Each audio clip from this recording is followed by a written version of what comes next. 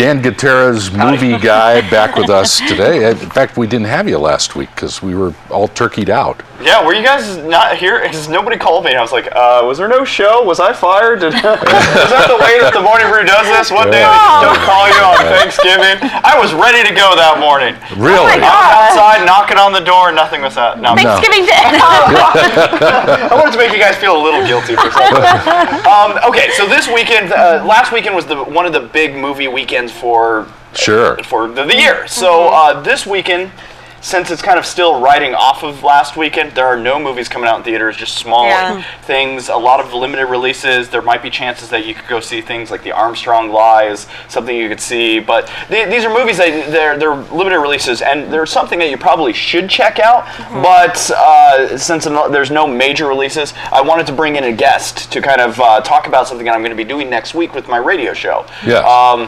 My radio show, if you guys don't know about it, I do a national radio show. It's broadcast on 34 stations now across the country. Not in Albuquerque, not in New Mexico. I don't know why. Come on, Albuquerque. Let's get with it. Where are you, Clear Channel?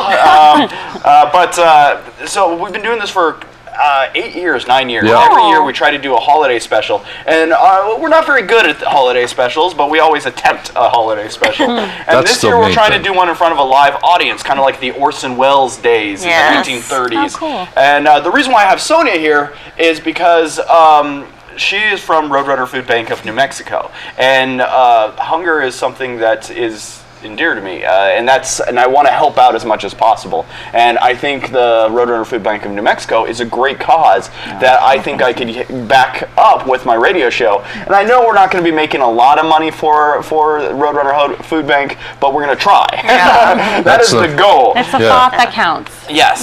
So Sonya here, she could talk a little bit more. It's going to be just quick about the show. It's basically a tribute to the Star Wars Holiday Special. If you haven't seen it, it is one of the worst TV shows ever to be produced. Even worse than the Morning Brew. So it is hard to imagine.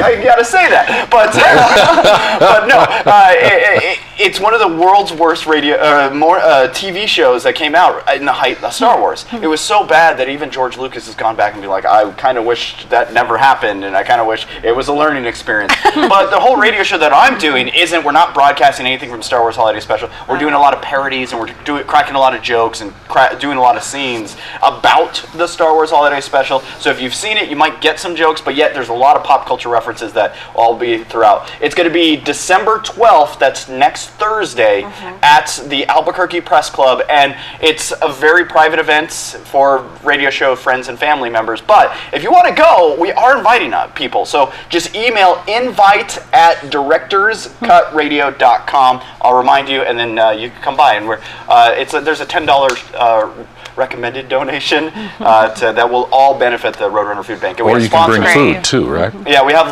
sponsors. We have Local IQ and Rebel Donut that will be providing donuts out there. So yes, think of it as a $10 donut. What's not to like? Yeah. What's not to like? A live radio show with you wackos. And we're helping out Roadrunner Food Bank and donuts. And Rebel Donuts. Yes. So thank you for coming on the show this week. So thank you for having us. We appreciate the opportunity to share our message about our work and the state of hunger right now. It's unfortunately very dismal in our state. Our national organization, Feeding America, recently came out with a study this summer showing that we are #1 in the nation for childhood hunger and #2 for hunger overall. So we clearly have our work cut out for us here in New Mexico. We have a lot more work to do, and we can only do what we do because of great community support. So thank you guys for having us on. Thank you for opening your doors to us and letting us share our work and our message with your audience. And besides my dumb radio show, how are some ways that people could actually help out the Roadrunner Food Bank and be able to either donate food or donate money? Because I know food goes a little bit, money goes a little further, because you probably get good discounts on buying it does. So we do actually go out in the open market and buy food, of course. A lot of it also we'll go out, for example, and pick up at local retailers as part of our food rescue program, and we're rescuing unsaleable food from the landfill. So that's a majority of the source of our food. But basically we're encouraging people to make a gift to the food bank. For every $1 that is given to Roadrunner Food Bank, we're able to distribute 5 meals in a community. And this this month, we have a unique opportunity thanks to Loveless. Loveless is giving basically a matching gift, for lack of a better word. So they are doubling any gift that is a new gift to the food bank in December. So that's amazing. Loveless is one of our show sponsors. Wonderful. So, yeah, so it works pretty well. Perfect tie. Yeah, well, how nice. Wow. This is. Take us behind the scenes of the food bank. Of course. How many people do you serve on a weekly or monthly basis, typically? On a weekly basis, we reach about 40,000 hungry New Mexicans all across the state. On a weekly? On a weekly basis. Wow. That's a shocking figure. So for those of you who are New Mexicans and familiar with the state, that would be providing emergency food to the city of Farmington on a weekly basis, basically the equivalent of that. Unbelievable. Yes, and as I mentioned before, with hunger the state it is, we imagine that those numbers are growing. We are still seeing the effects of the recession. Food lines are longer, and things that people may not realize also affect charitable hunger organizations like us and our network of food pantries and soup kitchens. So on November 1st, recipients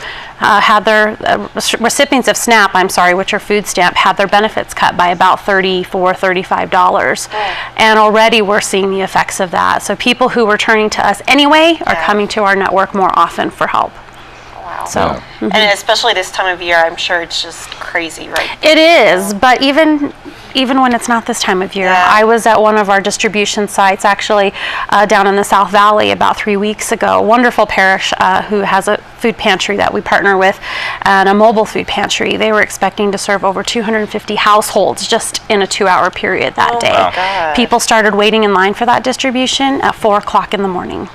Wow. So, and the distribution didn't start till noon. So, it's not like people want to wait 8 hours to stand in a food line to receive food, but they have to because they want to do right by their kids and make sure that there's meals available. This is just such an unfortunate thing. It's food, and not a lot of people think about that all the time, but this is an essential thing to life, and it's such an important issue in New Mexico, and I just really hope everybody comes out and helps Roadrunner this thank year. you very much. Now, Sonya, speak to the generosity of the community. Is the community very raising their fortunate. game? They are. Last year we were able to distribute a record amount of pounds, and it was good that we did that because we've been seeing the effects of the recession for the last 3 years. So we were able to get more food into communities across the state, which was awesome. And we're only as strong as our community is. So we're only able to do what we can do when people are open and willing to make a gift to the food bank or come and volunteer. I mean, we have a massive amount of volunteers that we need help with. And we require, that we've got to get basically 100,000 pounds of food out the door on a daily basis. We can't do that with the staff we have. And volunteers come and help us repack food. And I'm talking bulk food. This isn't like bigger than you would see at like a Sam's Club or a Costco. These are like a bag of cereal that stands way up here, and that we've got to basically make into individual size servings. And so they help us repack bulk items like cereal, beans, rice. They help us sort food. When people host a food drive, so if people bring food to your event next week, when it arrives back to us, we've got to have volunteer power to kind of sort that and make all the vegetables together and all the different items and the soups together, and so that our agencies can order that from us. So if people can't donate money, they can volunteer, and how do they get involved?